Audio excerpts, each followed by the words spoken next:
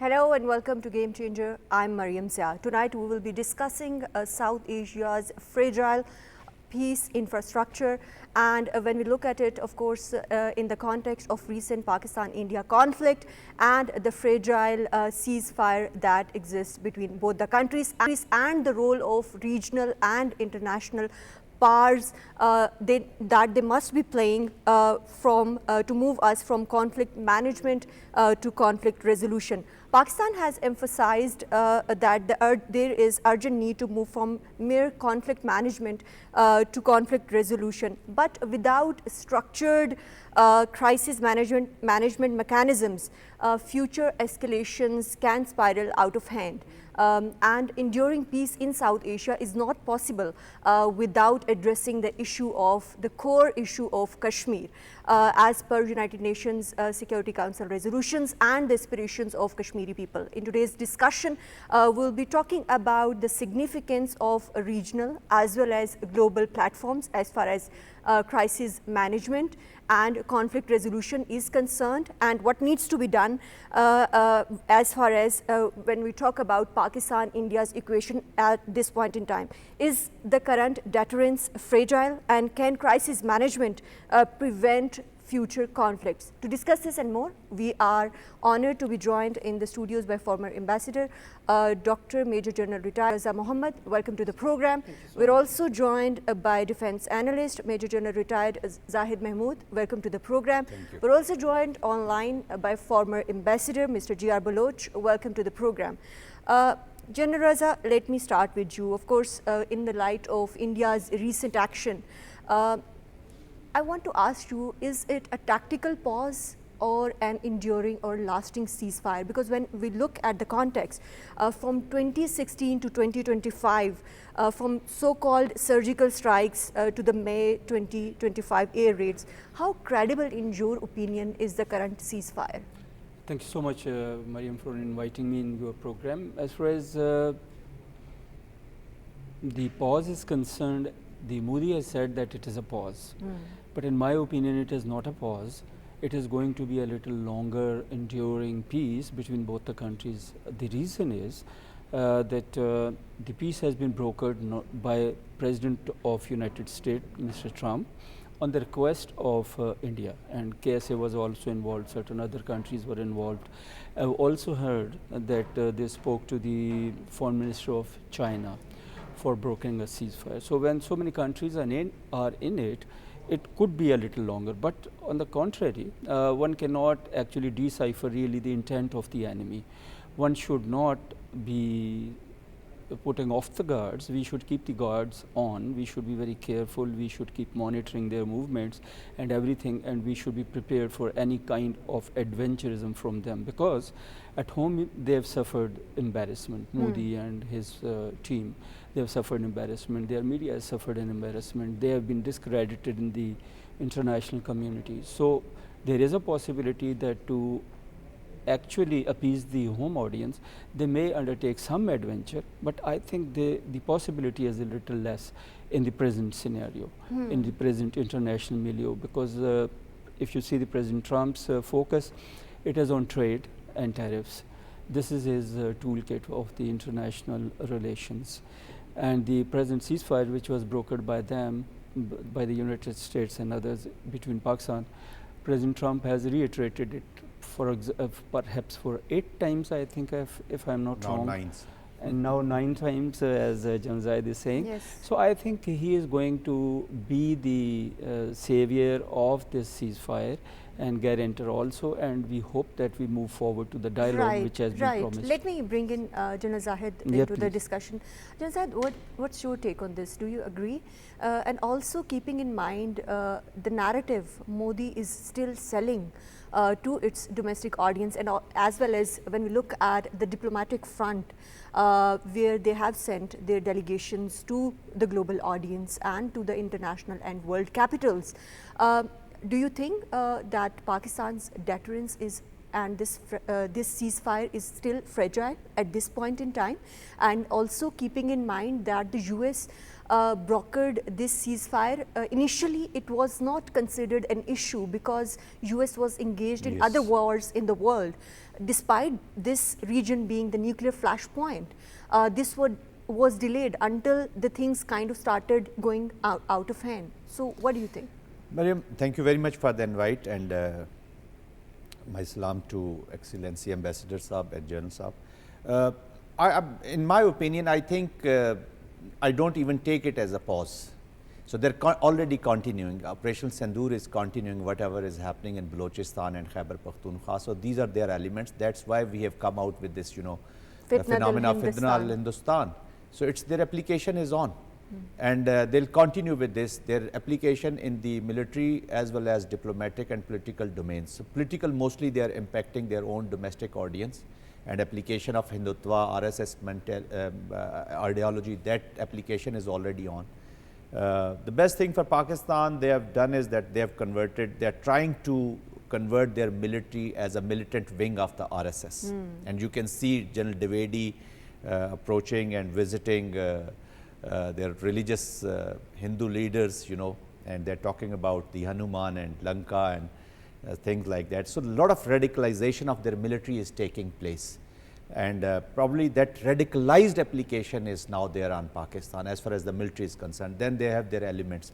Now coming over to their efforts with regards to United States and visits, let me say it that this terrorism, the facade which they have created, and the terrorism is not the priority of the West as of now. Their biggest challenge as of now is how to deal with Mr. Trump, the new president of the United States. So they don't have much time to, waste on this Indian, this mantra of terrorism and all that.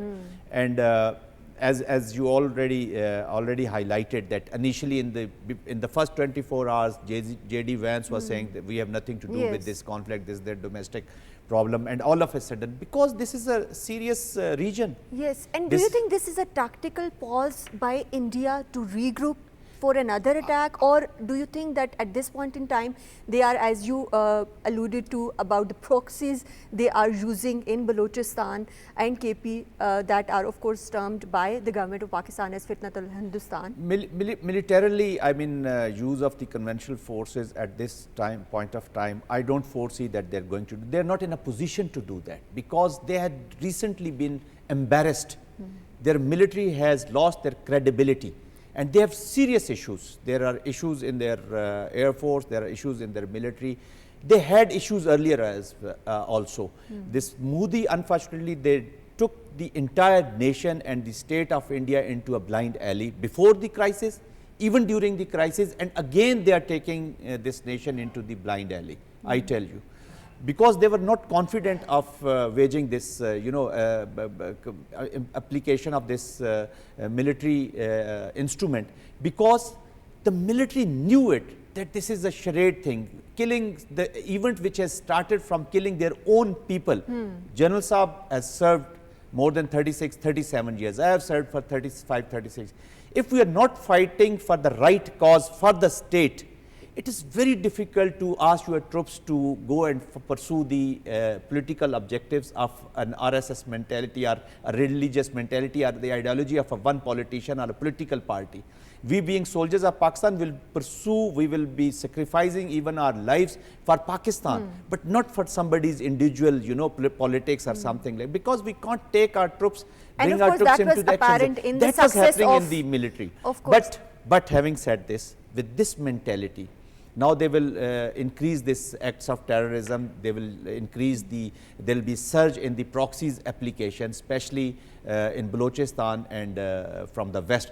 That's why this Afghan, we may discuss it later on, that this Afghan, the western border, this application, I think diplomatic effort in this region is very, very important. Very, very important. Militarily dealing with India is no big issue.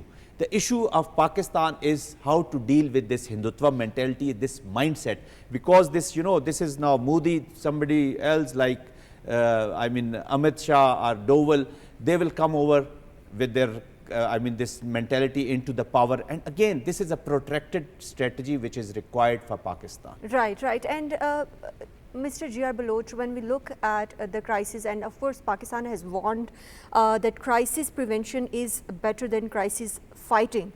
Yet the only contact mechanism at this point in time remains the hotline between DGMOs of both the countries. Should Pakistan now push for more structured regional crisis management forums, and what those forums might look like?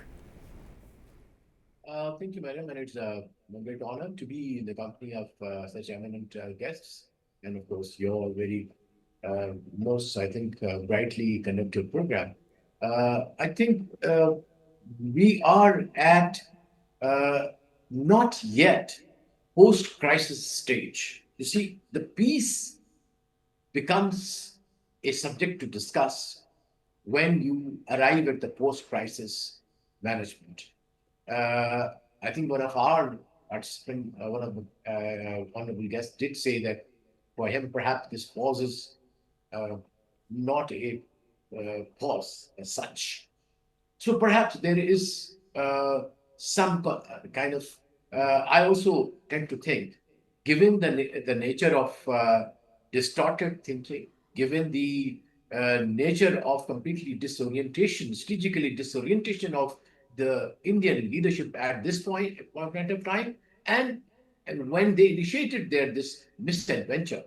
So after having really seen this humiliation at the military front and at the diplomatic front and at the kind of opinion, the world opinion front, public opinion front, they seem to be not yet learning the lesson.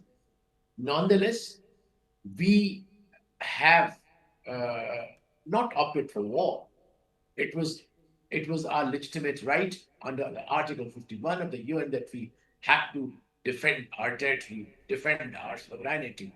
And Allah is very kind to us that because of the bravery of our pilots, soldiers, and wisdom of our military leadership, and the bravery of the Right. Mr. G.R. Baluch, I want you to touch upon about the significance of SCO and other such forums. Do you think Pakistan can utilize such forums for crisis management, and what that framework might look like? See, what happens is that at this point of time, perhaps SCO and other regional forums, yes, we would approach them. In terms of the individual members of these countries. But as such, these forums to come and be forums of mediation, that is probably not possible at this point of time. Nonetheless, we should definitely raise this issue. We should discuss with the members, but given the Indian arrogance, given the Indian intransigence, and in fact, India has not yet even shown its willingness to speak, because I was paid to see what today's statement from the Indian Foreign Ministry comes. While they beg for truce, when they beg for ceasure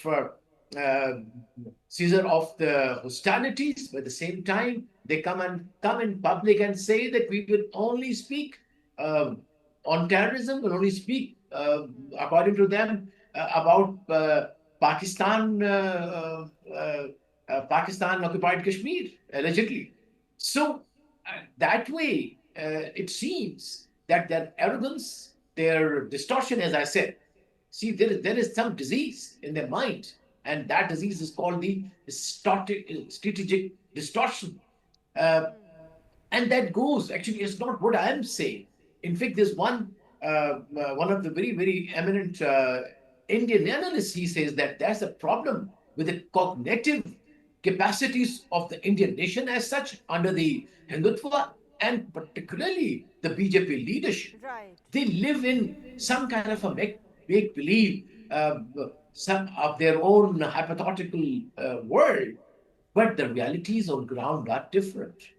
But we, now coming to I think we have to speak about the peace while staying ready for the war. And that's what exactly we are doing. That while That's we, exactly our what we are soldiers doing. Right, that's what exactly we are doing. General Raza, what's your take on this? Of course, when we talk about crisis management, these regional forums hold importance, but at the same time, when we look at India's attitude, like of course the speakers also mentioned that without any evidence, there is finger pointing towards Pakistan. So how can Pakistan engage actually with these regional forums, and is this are there some kind of frameworks available other than DGMO's hotline? Thank you so much, Maryam. I think it's a very big question. I'll try to be as brief as possible. First of all, I think we can deal with the issue of crisis management. I think there are two possibilities. One can ask the international forums to help us. There is OIC, as you said. There are other forums. There is United SCO. Nations. Then there are friends and foes and everyone. As it happened during this crisis, that Pakistan went even to the UN Security Council. If you remember, there was a special sitting of the United Nations Security Council, which was called, and Pakistan gave its point of view. Then the friends came in from, let's say, KSA was there, Iran was there, so many other countries were there talking to Indians and us and the United States. Number one, this is there. But I think there is another thing which is very important, conflict resolution. Actually, the crisis comes when the conflicts are not resolved. The most important thing is that we should work, and the international community should help us to resolve the conflicts which actually create the crises.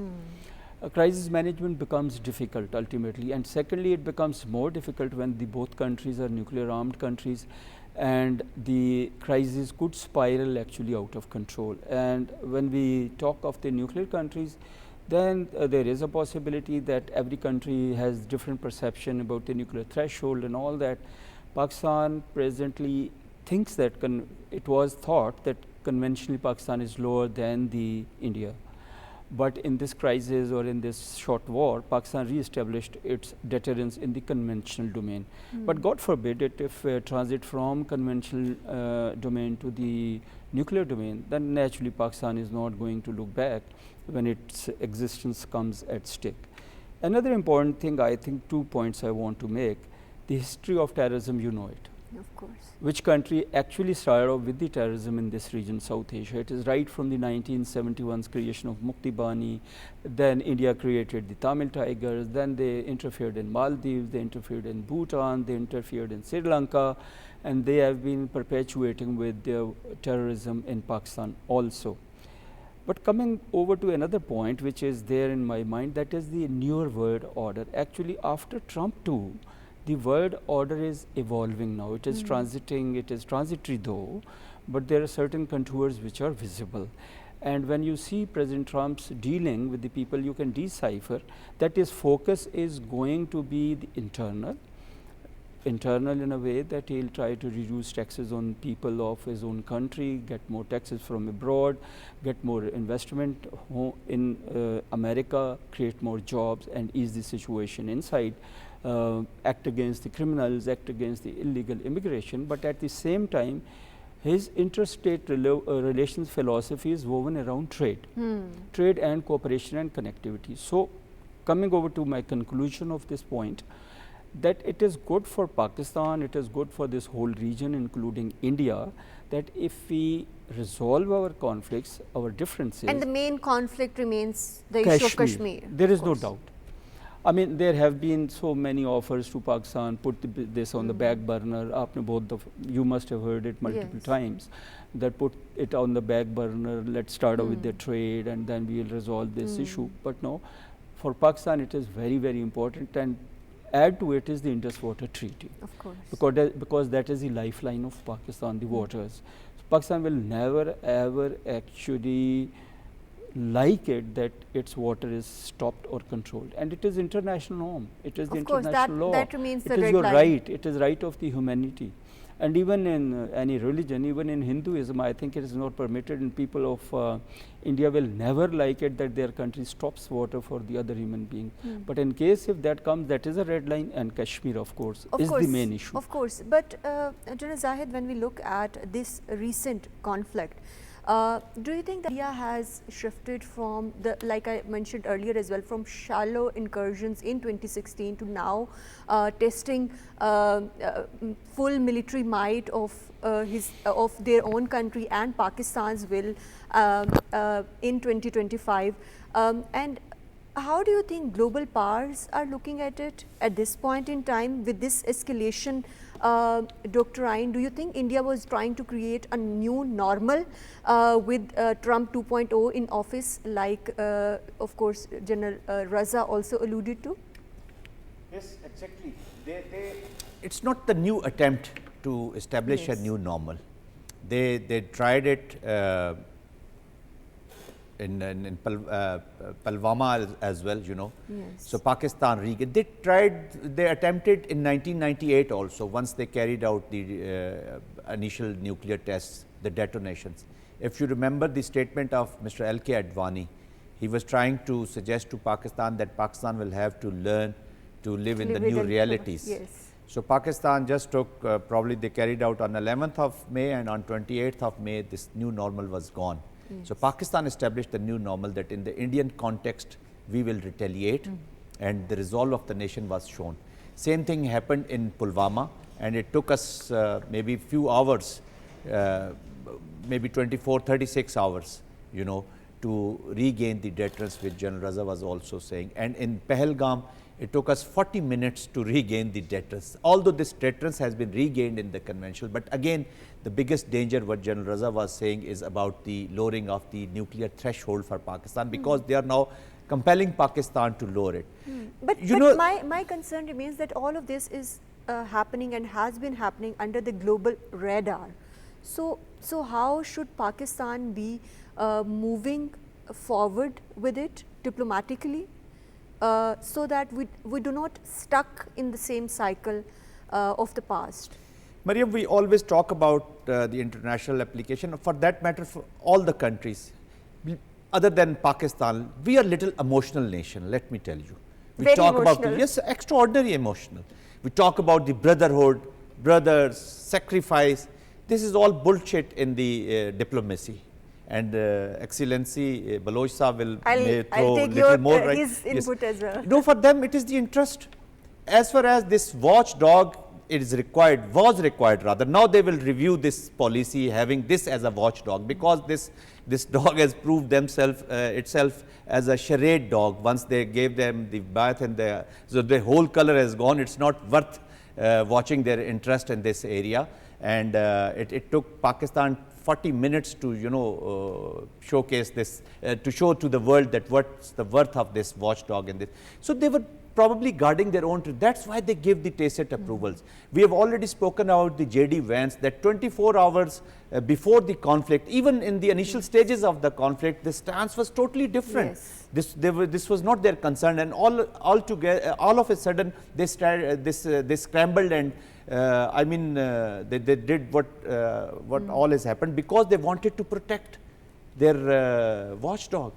They knew it, that India has been embarrassed, and then the Chinese, their technology, this was a kind of a competition between the West and China also, So that was also, there were many factors which were there.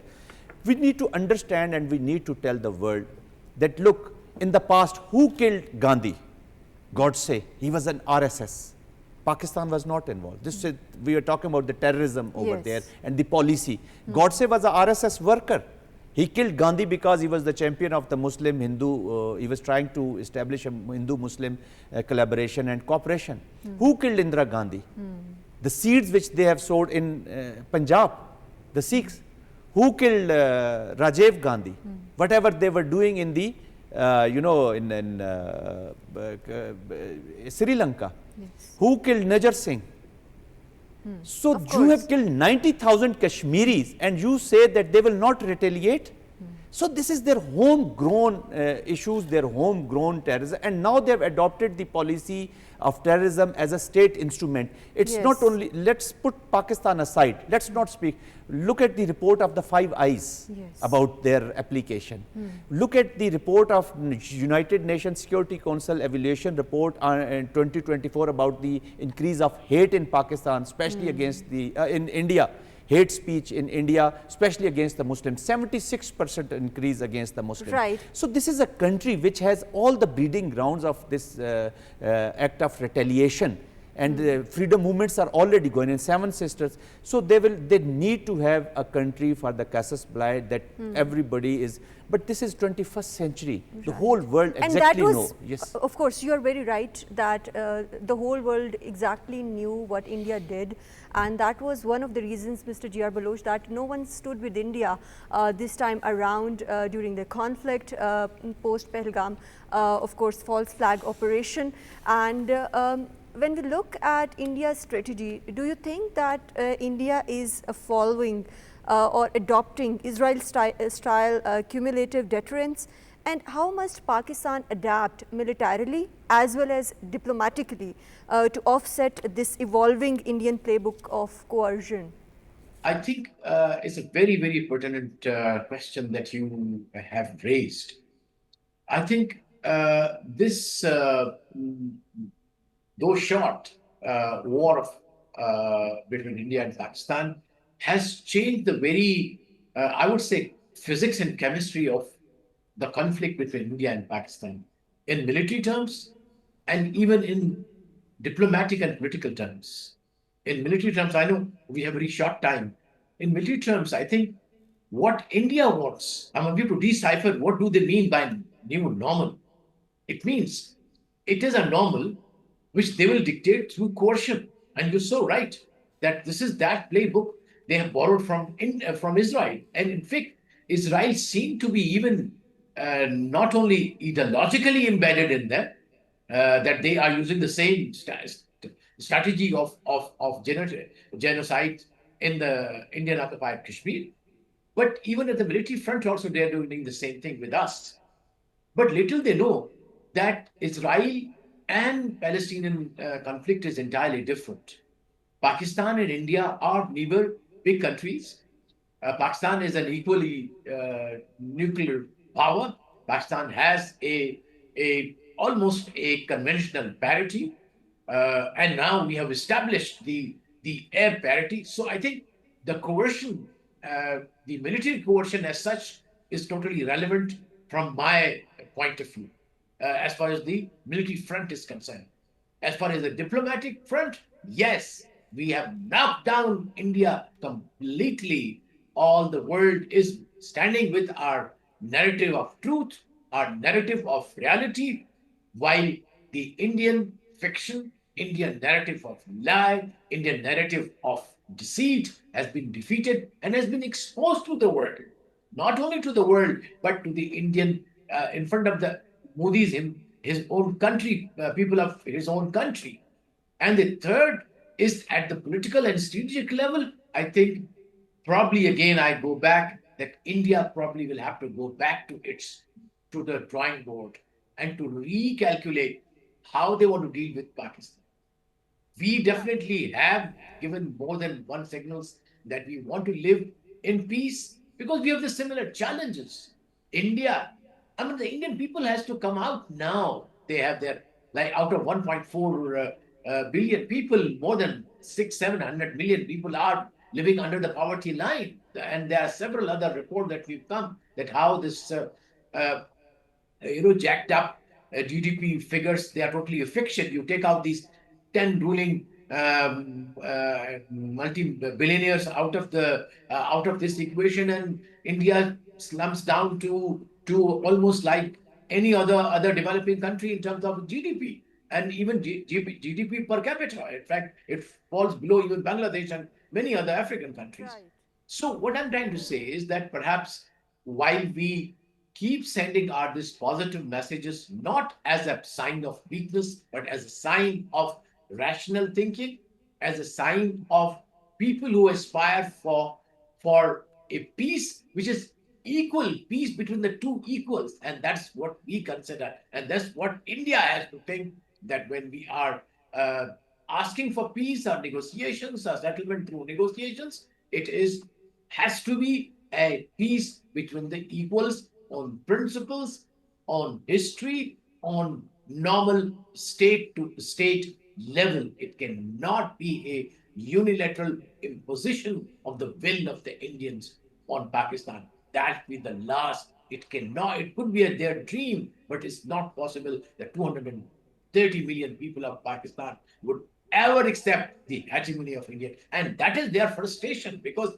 they want to establish themselves as the hegemon of South Asia. And this is Right. where Pakistan is not only resisting, just give me 1 second because very important thought. Please go ahead. Not only Pakistan wants to has a uh, clear thought on it, but all the major powers, regional powers, China, America, Saudi Arabia, Iran, all agree that India can never be allowed to be a hegemon in South Asia. Yes, on equal footing if they want to. Bangladesh, Sri Lanka, all of them they agree. So we have a backing of the regional, political, and diplomatic backing on our this thought, which is very clear. We don't have any other secret mission to accomplish like these people. Ji. Right, right, of course. And when we talk about all these things and in the context of what Mr. G.R. Baluch alluded to, Pakistan has, of course, population of 240 million people. And do you think, General Raza, that Pakistan should be more proactive rather than waiting for India to strike first, and we should be establishing a new normal to keep peace in the region, and what that strategy might look like? Thank you so much, Maryam. I think it's a very interesting question and difficult too to answer in a way. But what I would say that Pakistan has demonstrated being a very, very responsible country in last 75 years of its existence. Pakistan has never been an aggressor. Pakistan's military strategy is defensive offensive strategy. Pakistan's national security policy, which was issued in 22, is predicated on the human security and geoeconomics. So if we see all these things, our military strategy, our national security policy, I think we are doing excellent and we are doing wonderfully well as a very, very responsible state that we are not the aggressors. And we have defended ourselves very well throughout the history. And this time we have proven that when you are aggressor, we can go into a counter-offensive which will bring you to the knees, down to your knees in 4 hours or 4.5 hours. One could be proactive, right? It is also part of the defense. By the proactive deterrence. Yeah, proactive deterrence and preemptive strikes. Yeah, preemptive is part of the defensive strategy. But Pakistan has always been careful. Yes, when it comes to a situation, but when Pakistan thinks that there is something very, very imminent and it could harm Pakistan, Pakistan go into a preemptive, but when it is decided to within, and it will come within the defensive strategy. This is what I want to talk. Second thing which I want to add into is that India was very arrogant, is still arrogant because of its relevance to the United States objectives here in the region, that is the containment of China, and it has been propped up as a bulwark, but it has not proven well. And now the world knows. And it has, of course, backfired rather. Yeah, rather backfired. And secondly, no country is going to fight a war for anyone. And especially if the United States thinks that India will fight a war for it against China, I think they will be very, very disappointed. Yes. Right, right. And Zahid, what's your take on this? Do you think that Pakistan should be going for some kind of proactive deterrence strategy, and what might that look like to de-escalate the dominance or to deny India's continuous escalation efforts? Look, Maryam, as General has already said, that the military, they plan all the options, preemptive also. Pakistan, be confident that Pakistan has all the plans available. This include the preemptive actions also. I mean, to regain that, the best, one important thing is that there is no compromise on not regaining the deterrence in all domains, from tactical to strategic level, wherever they will go. Pakistan has all the options available. Pakistan has planned for all the options available. Just one small example, you know, once there are conventional forces fighting each other, normally our troops move from, you know, from the western border, they come into this on the eastern border, and we move our forces deployed in Balochistan and Khyber. This time, not a single weapon nor a single individual was moved. It means that we had other plans. And even within Pakistan, a lot of people were surprised from this whole entire, response in all domains across all the spectrum of the war. We were fighting at so both fronts. So Pakistan has plans, Pakistan has the capacity, Pakistan has the capability to respond. And it will depend, and most important thing is the will. If a nation has a will to implement, many countries have capacities and capabilities. Once Americans, they talk about the main competitor as China. Why they call it a main competitor? Because they say that China has the capacity, China has the capability, and China has the will to alter the international order. However, once they talk about their second competitor, that is Russia, they say that they have the capacity, they have the capability, but they might not have the will to alter this present system or the world order. So it depends upon that. So Pakistan has the capacity, capability, and will, all three, and Pakistan has always demonstrated. So that is more important for Pakistan. What Pakistan needs to do is that, what Pakistan has done the best is that our sovereignty, our territorial integrity, Kashmir, and our water, this has been announced as national vital interest. Of course. Implication is that Pakistan will use all available means, from tactical to strategic, to protect and guard their national vital interest. This is the important message. So be confident, nation should be confident, but again, coming back to what is more important is the national resolve, national strategy, because this is a hybrid application. So military is one part, not more than the 40% of the strategy. The other application is in some other domains. With all my respect to Baluch Sahab, he is speaking about the excellent, yes, I understand that our diplomatic effort is very good going on, but still lot to be done. The military, they have crafted an outstanding notion of victory from this crisis. That has already helped in having a favorable diplomatic and political environment. And this is mostly, it has come from our military action and resolve of the nation. Right. It was the national resolve, unbounded national resolve, which has really attracted the international. So lot to be done. We should not be only focusing on the West or important capitals. Even in the region is now more important than the right, and that West. is why PM Shehbaz Sharif was on the visit to the friendly nations that as is well. Very important, and we have to do a lot. Right, a lot. And of course, Mr. Jia Baluch rightly said that strong military action has given Pakistan strong talking points when it comes to international stage. And when we look at Indian delegations, of course, they don't have any evidence. But coming to the role of international community as we are concluding our show, I want your opinion on, do you think there is an appetite in the global community or in the regional forums to create some kind of architecture like South Asia Crisis Prevention Cell? And do you think that India would be cooperating? What kind of mechanism should be required or should be formulated in regards to that when we are sitting at a nuclear flashpoint? Yeah, definitely. I think it may be a little early to say that it will come into being, but there's no harm in actually discussing with our very close friends, which are kind of in proximity to South Asia. For example, Iran, Saudi Arabia, Gulf countries, China, even I would say Afghanistan. Addition, but I think we must start with the SARC. SARC is important. Of course, India doesn't want to talk to the SARC people, that is different. But I think we almost have a sort of consensus in the SARC that South Asia has to be a Asian a subcontinent which is based on equal on sovereign equality.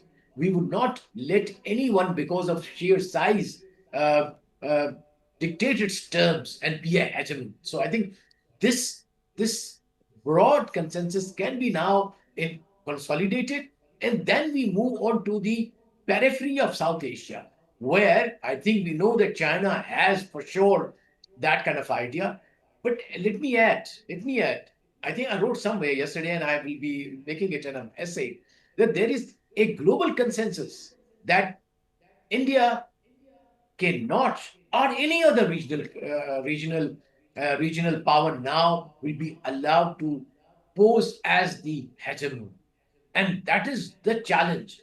And I think for that challenge, what we have done, the trilateral meeting which has taken place in Azerbaijan, that is the beginning point. Pakistan, Turkey, Central Asian states, Iran, Bangladesh should come and be part of this evolving global order where the world is governed by rules, regulations, human values, Right. United Nations Charter, not Right. dictated by the regional or the global hegemons and bullies. Bullies are rejected all over, and Pakistan is strongly will resist any bully to emerge in South Asia. Yes, Namood. Right, Mr. G.R. Baluch, let me, of course, bring in your opinion on this, and also I want to add that what sustainable, as we are concluding our program, what sustainable peace in South Asia might look like. Good, thank you so much. First of all, when you were asking about the possibility of a forum or a Yes. arrangement or a mechanism to resolve the issues, I think most important fact is that President Trump has promised or has tweeted that both the countries agreed to talk to each other at a third place. Yes. If this can happen, actually, Pakistan should try all its, make all its efforts, as G.R. Baluch was also saying, and we are also saying that using all the friends and all those interlocutors who were there to broker the peace, to bring both the countries to the table. If you remember, during the height of the Cold War, Yes. Warsaw country, pact countries and the NATO did not stop talking to each other. Washington and Moscow were in contact.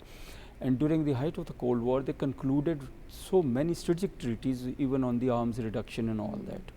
So, not talking to each other is not a resolution which India is the But policy it which is India has mostly adopted. driven by Modi's Hindutva agenda for the consumption of Agreed. its Agreed. domestic audience. Yes, agreed.